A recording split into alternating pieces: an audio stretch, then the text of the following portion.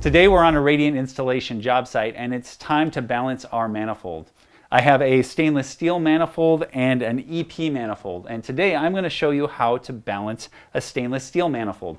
But the same process can be used for an EP manifold. The valves are just a little bit different. So let's take a look at those differences. On the EP manifold, there's a locking ring that you need to push up in order to freely move the flow meter. The flow meter can be turned to adjust the flow in that loop and then locked into place, pushing back down on the locking ring. The stainless steel manifold is similar, except instead of a locking ring, it has a locking sleeve that you need to remove before making adjustments. So how much flow does each loop need? Well, that all depends on the design.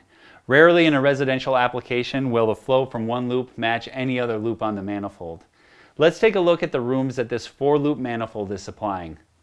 On the first loop we have a bedroom, on the second loop we have a bathroom, and then we have a bedroom shared between the third and the fourth loops. Now for the fun part.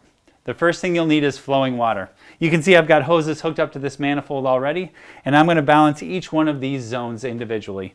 You can see I've already taken off the locking sleeves to make it easier. The first loop is the small bedroom and needs 0.36 gallons per minute. I'll open the loop using the knob on the return manifold and adjust the flow by turning the flow meter. Once I have the correct flow, I'll install the locking sleeve, close the valve, and move on to the next room. The bathroom needs 0.12 gallons per minute. Once again, I'll open the loop, adjust to the correct flow, install the locking sleeve, and close the valve. For the large bedroom, I'll do both loops at the same time. I'll start by opening the valve on each loop, adjusting the flow to 0.48 gallons per minute on the first loop and 0.24 gallons per minute on the second loop.